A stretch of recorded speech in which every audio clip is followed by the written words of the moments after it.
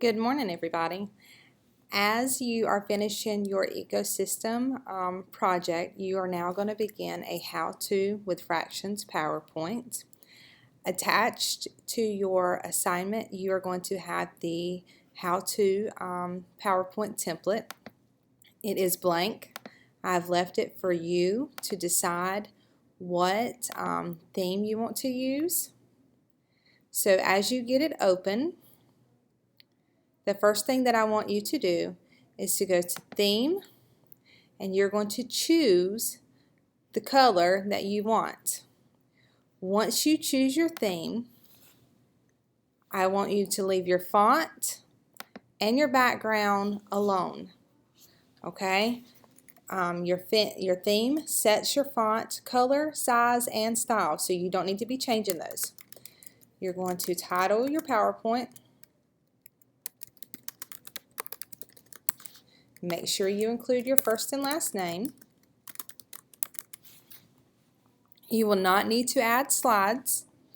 Those are already added for you. You'll just need to click down your list where I have added all 13 slides.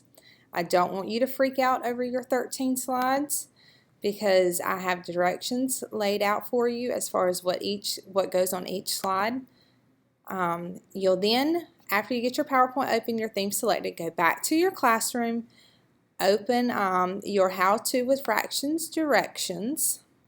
You're going to see on your directions where you have slide 1, slide 2, slide 3, all the way down through slide 13. Where I have the hyphen by your slide numbers, this is your title.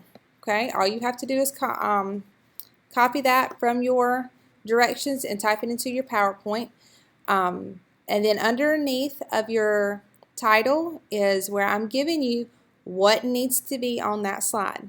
So you're going to give the steps you use to add fractions with unlike denominators. You can use the bullets in the toolbars to help you organize your steps. Then, slide 3, you're going to provide an example for adding. That is just a basic fraction plus fraction with unlike denominators. And then slide 4, you're actually going to create a word problem using addition with unlike denominators. Now there's a few things that I want to point out to you in the PowerPoint before you get started. For one, when you are creating fractions, you need to use the / key, which is on your question mark key in the bottom right of your keyboard. You'll need to hold your shift key. No, excuse me, you do not need to hold your shift key. All you need to do is press it. You will notice how my 1/2 actually changed to a fraction. So if I put in 1 / 2 and then I space behind it, because it is a smaller common fraction, it does change it to look like a fraction. But if you will notice, my 6/10 does not. For one, it's because my denominator is larger. Okay? So either way is correct. If your fraction is larger and it does not change, that is okay, as long as you make sure that there is a /. You also, like down here with my example with 1/2 plus 3/4, need to make sure that you are putting a space between your fraction and your addition sign, a space between your addition sign and your fraction, and then a space between your fraction and your equal sign when you are doing your example. On your word problem slide, you will notice it says create a word problem using fractions with unlike denominators. Do not put the correct answer in the slide with the word problem.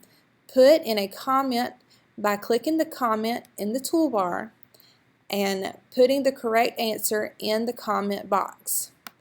So when you type in your word problem in your text box, you will then go up and click comments, click comment again, and you will put your correct answer in your comment box, whatever that may be. Okay, and then click comment and it will post it right over here. You do need to know the correct answers for both your example and your word problems.